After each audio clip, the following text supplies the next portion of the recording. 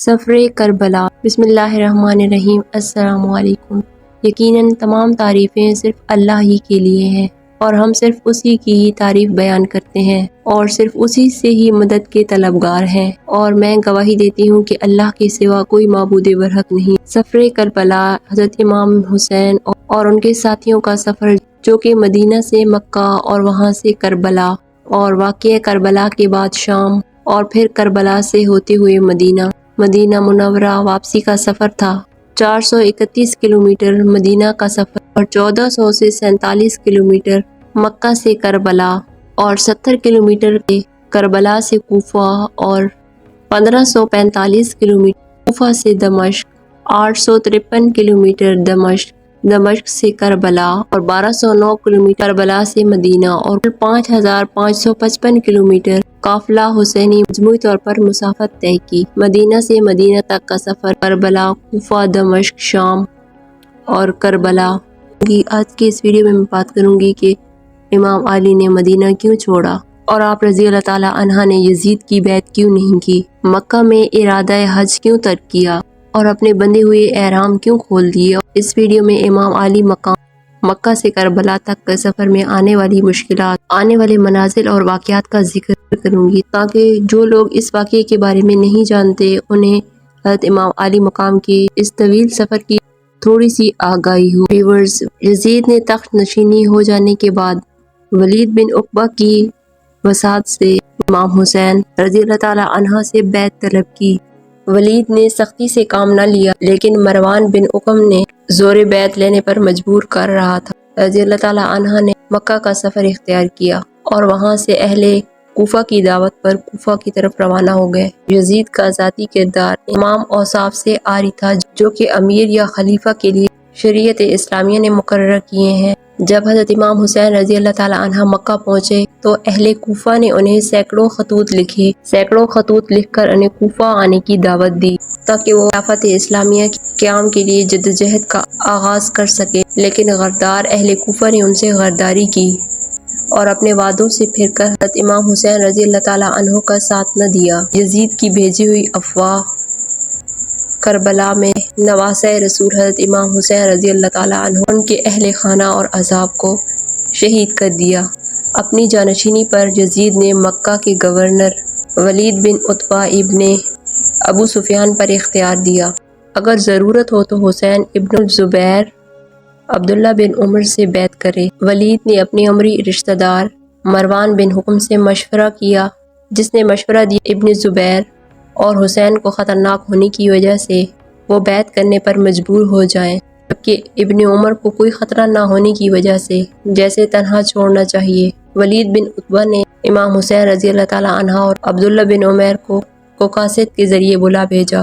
ابھی تک حضرت معاویہ کی وفات کی خبر مدینہ منورہ میں عام نہیں ہوئی تھی، تاہم بلاوے کا مقصد دونوں حضرات نے سمجھ لیا۔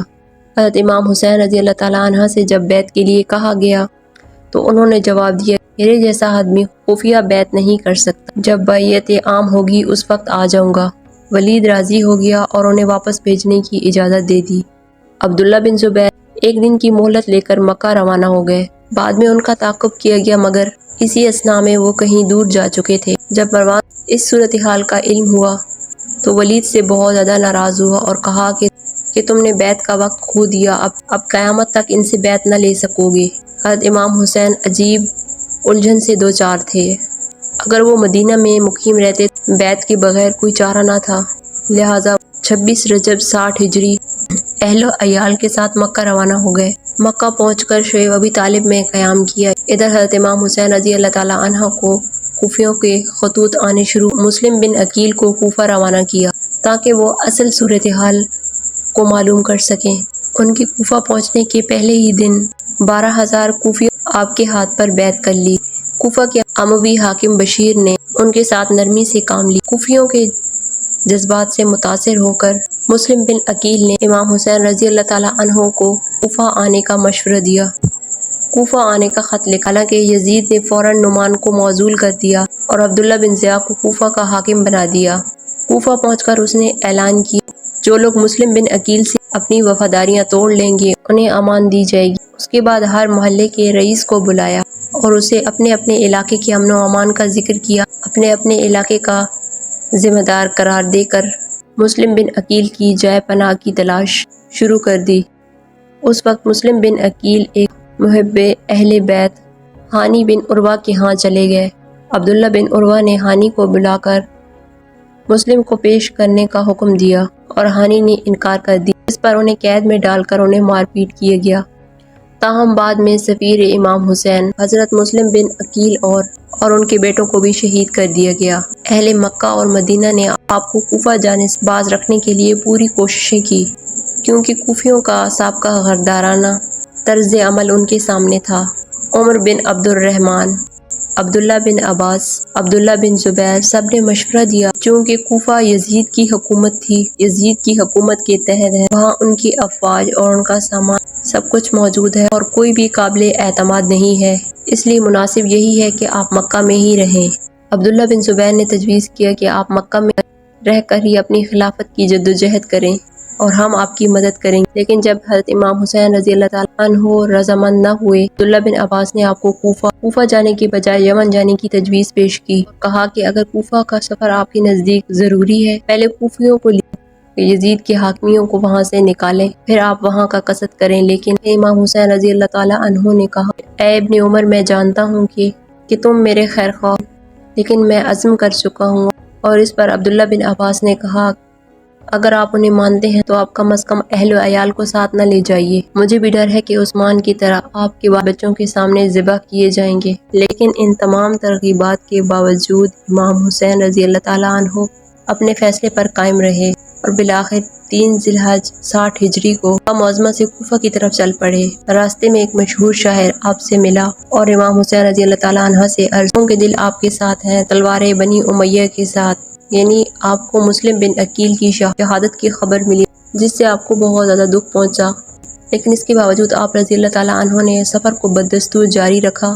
ویورز، مکہ سے کربلا تقریباً 1731 کلومیٹر ہے۔ یہ فاصلہ گوگل میپ کے ذریعے تقریباً 18 گھنٹے بذریعہ مشین، مطلب گاڑی وغیرہ میں آسانی سے طے کیا جا سکتا ہے، مگر آج سے قریباً 1381 سال پہلے یہ فاصلہ تقریباً طویل اور ایک مشکل اور ایک تکلیف دہ سفر تھا، جس پر حضرت امام حسین رضی اللہ تعالیٰ عنہ نے اپنا سفر 8 ذی الحجہ یعنی 60 ہجری اپنے اہل خانہ کے ساتھ شروع کیا۔ آپ نے یزید کی بیعت سے انکار سے عاشوراء کے دن آپ کی شہادت تک 175 دن تک جاری رہا۔ مکہ سے ہجرت تک 12 دن مدینہ میں رہے، 4 مہینے اور 10 دن مکہ میں قیام کیا۔ سفر شروع کرنے کے بعد تاریخ کی کتابوں 14 مختلف مقامات کا ذکر ملتا ہے جہاں امام نے پڑاؤ کیا یا جہاں وہ مختلف لوگوں سے ملے یا لوگوں سے خطاب کیا۔ الصفا، یہ پہلا وہ مقام تھا جہاں پر عرب کے مشہور شاعر فرزوق سے ملے اور اس سے کوفہ کے حالات پوچھے۔ شاعر بولا، کوفہ والوں کے دل آپ کے ساتھ ہیں لیکن تلواریں آپ کے خلاف ہیں، اور شاعر نے آپ کو کوفہ جانے سے روکا، مگر امام علیہ السلام اپنا سفر شروع کر چکے تھے۔ مکہ سے کوفہ جاتے ہوئے یہ دوسرا مقام ہے جو مکہ سے تقریباً 92 کلومیٹر ہے۔ اس مقام پر امام علیہ السلام اپنے کزن عبداللہ بن جعفر سے ملے اور اس مقام پر امام جعفر نے اپنے دونوں بیٹوں کو آپ کی خدمت میں پیش کیا اور ساتھ میں امام علیہ السلام کو کوفہ جانے سے روکا، جس پر امام علیہ السلام نے کہا کہ میری منزل اللہ کے ہاتھ میں ہے۔ اس کے بعد امام علیہ السلام آگے بڑھے، عبداللہ بن متی سے آپ کی ملاقات ہوئی جو عراق سے آ رہا تھا۔ عبداللہ نے امام کو آگے جانے سے روکا اور کہا کہ کوفہ والوں پر بھروسہ نہیں کیا جا سکتا، وہ اہل وفا میں سے نہیں، لیکن امام علیہ السلام نے اپنا سفر جاری رکھا۔ حجاز کی پہاڑیوں پر ایک چھوٹا سا ٹاؤن تھا، یہاں پر حجاز کی پہاڑیوں کا سلسلہ ختم ہو جاتا ہے اور عرب کا تپتا ریگستان شروع ہو جاتا ہے۔ یہاں پر امام علیہ السلام کی ملاقات زبیر ابن القین سے آپ کی ملاقات ہوئی۔ انہیں جب پتہ چلا کہ امام کس مقصد کے لیے جا رہے ہیں تو اس نے اپنا تمام سامان اپنی بیوی کے حوالے کیا اور اسے کہا کہ تم گھر جاؤ، میری خواہش ہے کہ میں امام کے ساتھ قتل کیے جاؤں۔ پھر وہ آگے بڑھے، وہاں پر آپ کی ملاقات 2 ایسے آدمیوں سے ہوئی جن کا تعلق قبیلہ اسدی سے تھا۔ اس مقام پر امام نے اپنے ساتھ چلنے والوں کو بتایا کہ جناب مسلم اور جناب ہانی کو شہید کر دیا گیا ہے اور کوفہ والی ہماری نصرت نہیں کریں گے۔ امام نے اس مقام پر فرمایا کہ جو ہمیں چھوڑ کر جانا چاہتا ہے تو وہ واپس چلا جائے۔ بہت سے قبائل جو امام کے ساتھ اس امید پر چل پڑے تھے کہ انہیں مال و دولت ملے گی، تو وہ اس مقام پر ادھر ادھر ہو گئے اور اپنے گھروں کو واپس لوٹ گئے۔ تو اس کے بعد امام کے ساتھ ان کے اہل خانہ کے ساتھ تقریباً 50 لوگ رہ گئے۔ اس کے بعد امام اگلے مقام پر پہنچے تو وہاں پر ان کو یہ خبر دی گئی، یہ بتایا گیا کہ کوفہ میں آپ کا کوئی عزیز نہیں، اور کوفہ کو یزید کے لشکر نے گھیرے میں لے لیا ہے اور اس کے داخلی اور خارجی دروازے بند کر دیے گئے ہیں، تو آپ کوفہ تشریف نہ لے جائیں۔ لیکن اس کے باوجود امام علیہ السلام نے اپنا سفر جاری رکھا، پھر اگلے مقام پر پہنچے اور وہاں پر آپ نے رات بسر کی، اور صبح اپنے قافلے سے کہا جتنا پانی ہو سکے اپنے ساتھ لے لیں۔ تو اس کے بعد اگلے مقام پر پہنچے تو امام علیہ السلام کے ساتھیوں میں سے ایک شخص چلایا، اس نے چلا کر کہا کہ انہوں نے ایک لشکر کو اپنے طرف آتے ہوئے دیکھا ہے۔ تو امام نے فوراً اپنے قافلے کا رخ موڑ کر ایک پہاڑ کے پیچھے لے گئے۔ اس کے بعد ذو حسم پہنچے تو اس مقام پر آپ کی ملاقات طہور اور اس کے سپاہیوں سے ہوئی جو کہ پیاسے تھے، تو امام نے سب کو پانی پلایا، سب کو پانی پلانے کا حکم دیا اور بذات خود بھی پانی پلایا اور جانوروں کو بھی پانی دیا۔ اس مقام پر ظہر کی نماز ادا کی گئی۔ اس کے بعد سب نے مل کر امام علیہ السلام کی امامت میں ظہر کی نماز ادا کی۔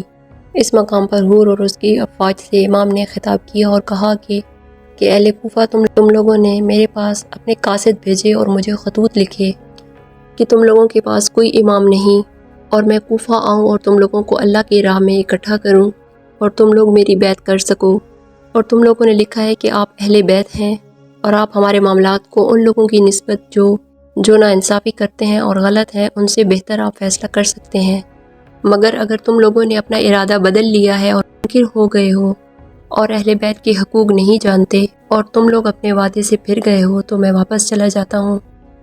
تو حور کے لشکر نے امام علیہ السلام کو واپس جانے نہ دیا اور ان کے لشکر کو گھیر لیا، اپنے آپ کو کوفہ جانے کے بجائے کربلا کی جانب لے گئے۔ امام علیہ السلام اگلے دن بیضہ پہنچے۔ اس مقام پر پھر آپ نے حور کے لشکر سے خطاب کیا اور آپ نے فرمایا کہ لوگوں، رسول اللہ صلی اللہ علیہ وآلہ وسلم نے ارشاد فرمایا ہے کہ جو لوگ بادشاہ کو دیکھے جو ظالم ہو، اللہ کے حرام قرار دیے کو حلال کہے اور خدا کے عہد و پیمان کو توڑے اور سنت کی پیروی نہ کرے اور اللہ کے بندوں پر گناہ اور زیادتی کرے، زیادتی کے ساتھ حکومت کرتا ہو، تو وہاں کے لوگ اپنے زبان، اپنے افعال اور اپنے فیصلے سے وہاں کے بادشاہ کو نہ بدلے تو اللہ کو حق پہنچتا ہے، وہ ایسے بادشاہ کو جہنم میں داخل کرے۔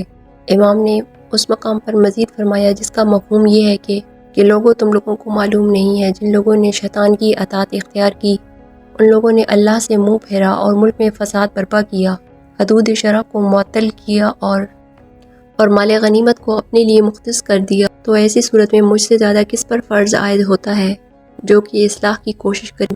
میرے پاس تم لوگوں کے قاصد آئے اور خطوط پہنچے کہ تم لوگوں نے بیعت کرنی، اگر تم لوگ میرے مددگار بنو اور مجھے تنہا نہ چھوڑو گے تو بس، اگر تم لوگ اپنا وعدہ پورا کرو گے اور سیدھے رستے پر چلو گے۔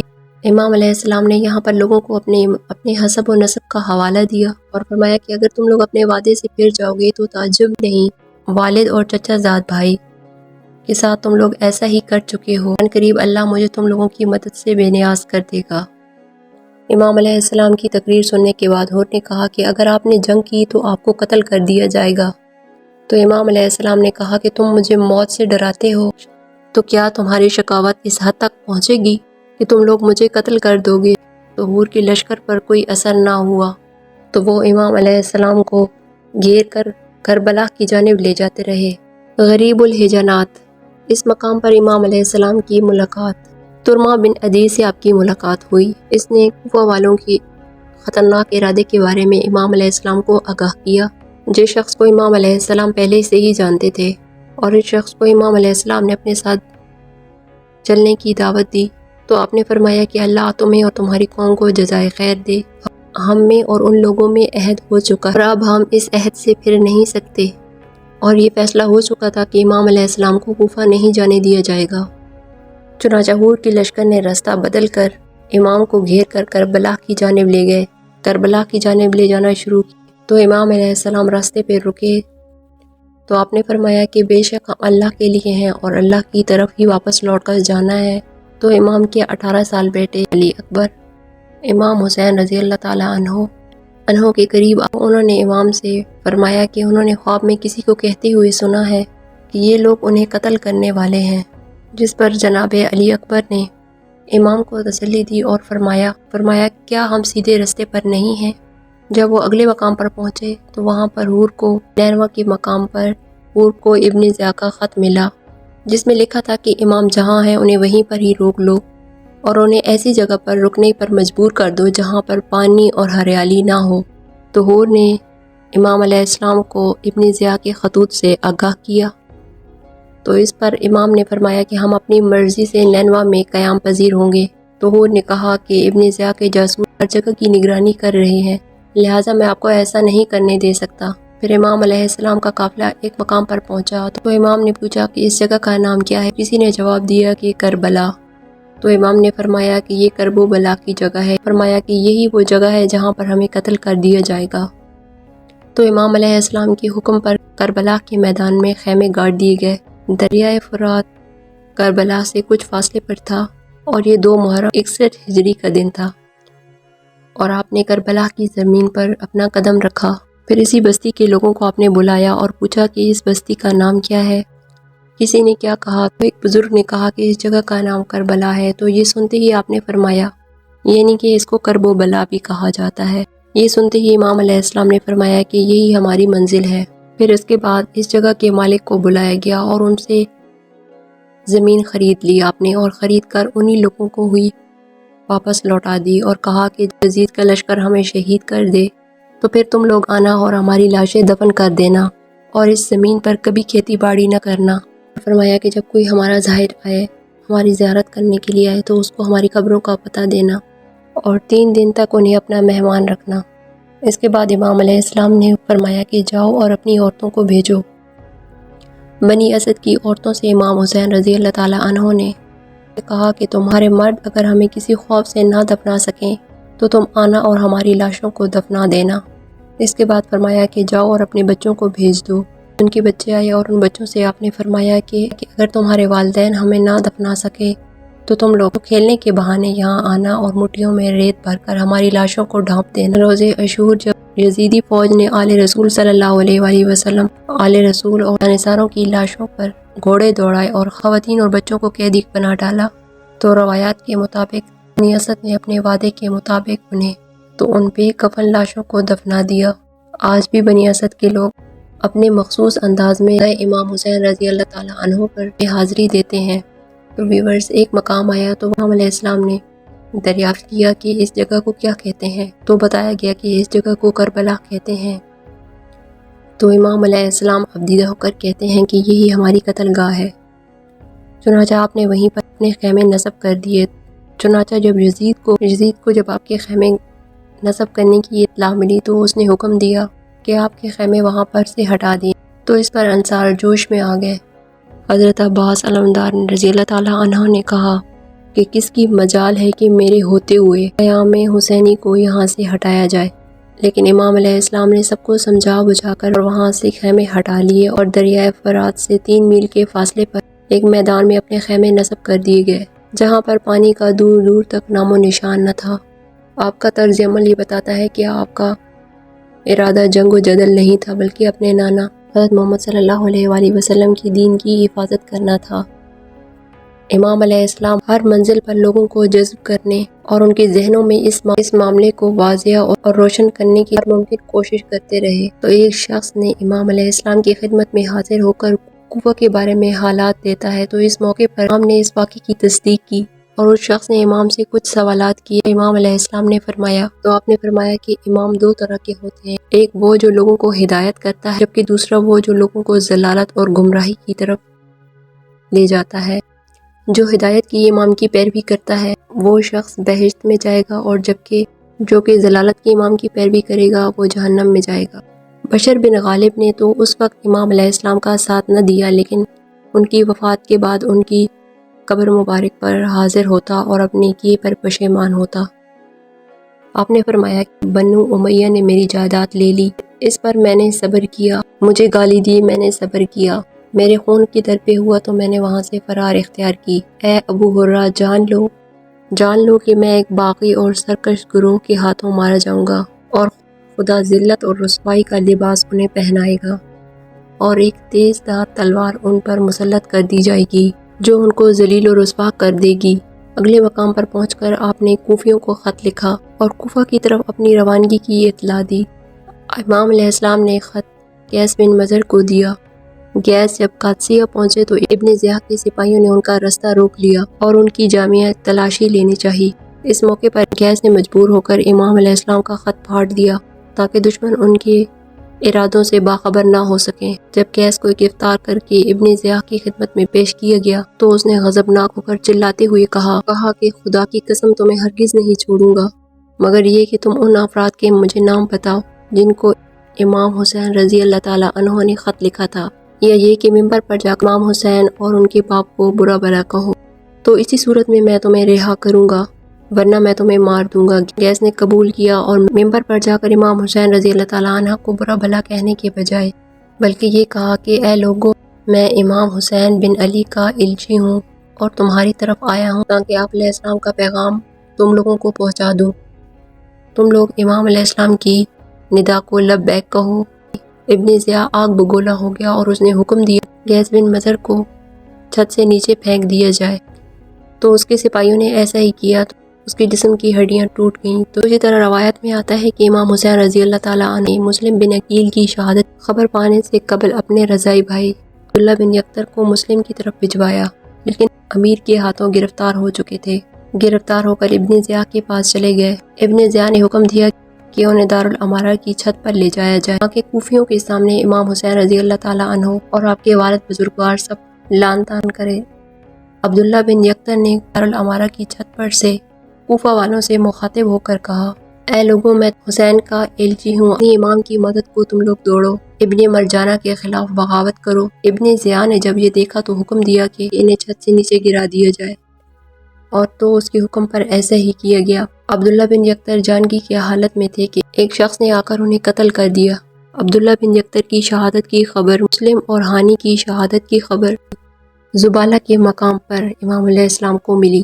امام حسین نے بصرہ کے 5 قبائلوں کے سرداروں کے نام ایک خط لکھا جسے سلمان نے 5 قبائل کے سرداروں اور اس قاصد نے تمام قبائل کے سرداروں کو خط دیا، اپنے اپنے خطوط دیے۔ اس خط کا مضمون اور متن ایک ہی تھا، جو کچھ یوں تھا کہ میں تمہیں کتاب خدا اور سنت رسول صلی اللہ علیہ وآلہ وسلم کی طرف بلاتا ہوں۔ بے شک سنت نیست و نابود ہو گئی اور بدعتیں زندہ ہو گئی ہیں، اور تم میری بات سنو گے اور میرے فرمان کی پیروی کرو گے تو میں اس راہ راست کی طرف تمہاری رہنمائی کروں گا۔ بصرہ میں ان افراد میں سے ہر ایک نے امام علیہ السلام کے خط کا ایک نسخہ چھپا کر رکھا، سوائے منظر بن جارود عبدی کے، جس نے یہ گمان کیا کہ یہ ابن زیاح کی ایک چال ہے۔ چنانچہ اگلے دن ابن زیاح، جو کہ حقیقت میں کوفہ جانا چاہتا تھا، تو اگلے دن اسے صورتحال بتا دی۔ تو ابن زیاح نے امام کے قاصد کو اپنے پاس بلایا اور ان کا سر قلم کر دیا۔ کوفہ میں بنو امیہ کی طرف سے حضرت عمان بن بشیر گورنر تھے، دوسری جانب بصرہ کا گورنر عبید اللہ بن زیاد حضرت معاویہ رضی اللہ تعالیٰ عنہ کا خاص ترین شخص تھا، مگر ان کی وفات کے بعد یزید اور انہیں معزول کرنے کا ارادہ رکھتا تھا۔ حضرت مسلم بن عقیل کی بیعت کی اطلاع گورنر ہاؤس کے علاوہ دمشق کے شاہی دربار میں بھی پہنچ گئی۔ انہوں نے جاسوسی کا ایک مؤثر نظام قائم کر رکھا تھا، اور کمال یہ ہے کسی جاسوس کے بارے میں کسی کو علم نہیں ہوتا تھا کہ یہ سرکاری کارندہ ہے یا کوئی جاسوس ہے۔ جاسوسوں کو بڑی رقوم سے نوازا جاتا تھا۔ جاسوسوں کے ذریعے حضرت عمان بن بشیر کی شکایات مسلسل یزید کو مل رہی تھی۔ کسی جاسوس نے ان سے ملاقات کر کے یہ کہا کہ حکومت کے خلاف یہاں پر بغاوت ہو رہی ہے۔ گورنر ہوتے ہوئے بھی خاموش ہیں، یا تو آپ کمزور ہیں یا پھر آپ کے ارادے کچھ اور ہیں۔ نعمان بن بشیر جاسوس کے ارادوں کو نہ سمجھ سکے اور انہوں نے کہا کہ گورنر کی قوت کو استعمال کر کے احکام الہی کے خلاف سرکشی اور خلق خدا پر ظلم نہیں ڈال سکتا۔ جاسوس نے یہ اطلاع فوراً دمشق بھیج دی۔ اس پر یزید نے اپنے کچھ معتبر درباریوں سے مشورہ کیا تو انہوں نے کہ اگر آپ کے والد معاویہ اگر آج زندہ ہوتے تو وہ ابن زیاح کی خدمات سے ضرور فائدہ اٹھاتے۔ ہانی بن عروہ حضرت حسین کے زبردست حامی تھے، لیکن اس جاسوس کی مخبری اور پھر گواہی کے بعد سخت خلجان کا شکار ہو گئے۔ وہ زخمی حالت میں اس سب منظر کو دیکھ رہے تھے۔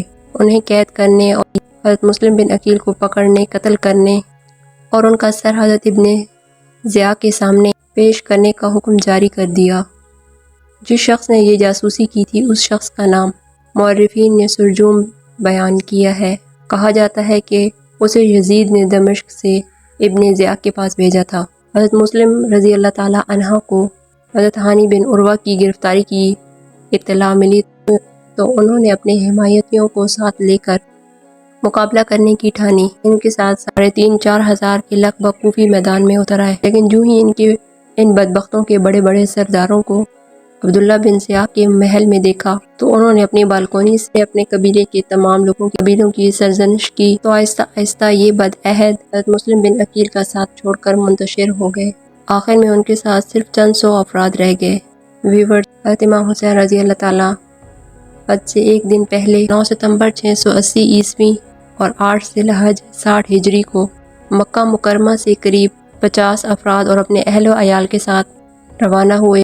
آپ حج کا ارادہ رکھتے تھے، لیکن آپ کو حاجیوں کی جھرمٹ میں ایسے لوگ نظر آئے جو آپ کے جان کے در پہ تھے۔ چنانچہ امام علیہ السلام نے خانہ حرمت کا خیال کرتے ہوئے حج کے ارادے کو عمرے میں تبدیل کر دیا۔ عمرے کا ارادہ کیا، بندھے ہوئے احرام کھول دیے اور کوفہ کی جانب چل پڑے۔ اپنے صحرائے عرب میں شمار مشرق کی جانب رستہ اختیار کیا کہ چچا زاد بھائی عبداللہ بن جعفر کی مرضی پر مکہ کے عمرو بن سعید نے اپنے بھائی جعفر کو مکہ میں حفاظت کی یقین دہانی کرانے اور اسے واپس لانے کے لیے بھیجا۔ حسین علیہ السلام نے واپسی سے انکار کر دیا۔ تنعیم کے نام سے مشہور جگہ پر اس نے رنگ برنگے پودے اور کپڑے لے جاتے ہوئے ایک قافلے کو یمن کے گورنر نے یزید کے پاس بھیجا تھا۔ آگے چلتے ہوئے سلبیہ نامی ایک جگہ پر چھوٹے قافلے کو ابن عقیل کی شہادت ملی اور اہل کوفہ کی بے حسی کی خبر ملی۔ بعد ازاں حضرت حسین رضی اللہ تعالیٰ عنہ کو اپنے قاصد قیس ابن مضر کی گرفتاری کی خبر ملی۔ گرفتاری اور قتل کا علم ہوا۔ اسے حجاز مغربی عرب یعنی کوفہ بھیج۔ راستے میں جگہ جگہ یزیدی دستوں نے قافلہ اہل بیت کو روکنا چاہا، مگر وہ کسی نہ کسی طرح کربلا آ پہنچے۔ یہ 60 ہجری کے آخری دن تھے۔ اسی اثناء میں نئے سال کا ہلال طلوع ہوا۔ عمر بن سعد ابی وقاص بنو امیہ کی حکومت میں ایک علاقے کا حاکم تھا۔ جب اسے ابن ضیاء نے اس قافلے کو قتل کرنے کا حکم دیا، شروع میں اس نے کافی ٹال مٹول کیا، لیکن آخر ابن ضیاء کے دباؤ کے تحت عمر بن سعد نے اس جرم کا ارتکاب کر ہی ڈالا۔ جب عمر بن سعد نے حضرت حسین رضی اللہ تعالیٰ عنہ کو کا راستہ روکنا چاہا تو آپ رضی اللہ تعالیٰ عنہ نے بتایا کہ مجھے اہل عراق نے آنے کی دعوت دی ہے، جس کے نتیجے میں حجاز سے چل کر یہاں تک آیا ہوں۔ آپ رضی اللہ تعالیٰ عنہ نے خطوط کا انبار بھی اس کے سامنے پیش کر دیا۔ عمر بن سعد نے حضرت حسین رضی اللہ تعالیٰ عنہ کو دعوے کی تکذیب نہیں کی، بلکہ کہا کہ اہل کوفہ نے آپ کو خطوط لکھے، مگر اب وہ آپ کا ساتھ چھوڑ چکے ہیں، آپ کے پاس اس کے سوا اور کوئی چارہ نہیں کہ آپ یزید کی ہاتھ بیعت کر لیں۔ تو حضرت حسین رضی اللہ تعالیٰ عنہ نے فرمایا کہ میں ایسا شخص نہیں ہوں کہ دب کر بیعت کر لے۔ ابن ضیاء نے کوفہ جانے والے راستے پر فوج رکھی تھی۔ حسین رضی اللہ تعالیٰ عنہ اور ان کے اصحاب کو یزید کی فوج نے جانے سے روک دیا۔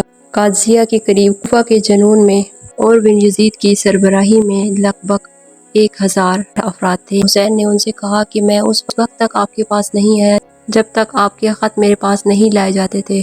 آپ کے قاصد میرے پاس آئے اور کہتے کہ ہمارے پاس آؤ، کیونکہ ہمارے پاس کوئی امام نہیں، لہٰذا آپ مجھے اپنے معاہدوں اور اپنے گواہوں کے مطابق وہی چیز دے دیں تو میں آپ کے شہر آؤں گا، اور اگر آپ نہ مانے اور آنے سے ٹل جائیں گے تو میں آپ کو اسی جگہ کے لیے چھوڑ دوں گا جہاں سے میں آپ کے پاس آیا ہوں۔ تو اس کے بعد انہوں نے وہ خطوط دکھائے جس کو انہوں نے کوفیوں سے موصول کیا تھا۔ عمر نے خطوط کے کسی بھی قسم کی معلومات سے انکار کر دیا اور کہا حسین رضی اللہ تعالیٰ عنہ کو ابن ضیاء کے پاس جانا چاہیے۔ رضی اللہ تعالیٰ عنہ نے اس کے پاس جانے سے انکار کر دی تو حور نے جواب دیا کہ وہ حسین رضی اللہ تعالیٰ عنہ کو یا تو کوفہ میں داخل ہونے یا پھر واپس مدینہ جانے کی اجازت نہیں دے گا، یہ بھی کہ وہ اپنی مرضی کے مطابق کہیں بھی سفر کر سکیں گے۔ اس کے باوجود اس نے 4 کوفیوں کو حسین رضی اللہ تعالیٰ عنہ کے ساتھ شامل ہونے سے نہیں روکا اور آپ کا قافلہ قادسیہ کی طرف بڑھنے لگا اور حور ان کے پیچھے آ گیا۔ نینوا میں حور کو ابن ضیاء کی طرف سے حکم ملا کہ حسینی قافلے کو بغیر پانی کی جگہ پر رکھنے پر مجبور کیا جائے۔ امام حسین رضی اللہ تعالیٰ عنہ کے ایک ساتھی نے مشورہ دیا کہ وہ حور پر حملہ کریں اور اور اقرار کے قلعے والے گاؤں چلے جائیں۔ آپ نے یہ کہہ کر انکار کر دیا کہ وہ دشمنی شروع نہیں کرنا چاہتے۔ 2 اکتوبر 680 عیسوی اور 2 محرم الحرام 61 ہجری کو حسین رضی اللہ تعالیٰ عنہ حسینی کوفہ کے شمال میں 70 کلومیٹر 2,30,000 صحرا 30 فٹ کا صحرا میدان کربلا پہنچا اور وہاں پر جا کر خیمے لگا دیے اور کیمپ لگایا۔ ویورز، یہ تھی امام حسین رضی اللہ تعالیٰ عنہ اور کربلا کے میدان کا واقعہ۔ آپ علیہ السلام کی کربلا کی مختصر سی داستان۔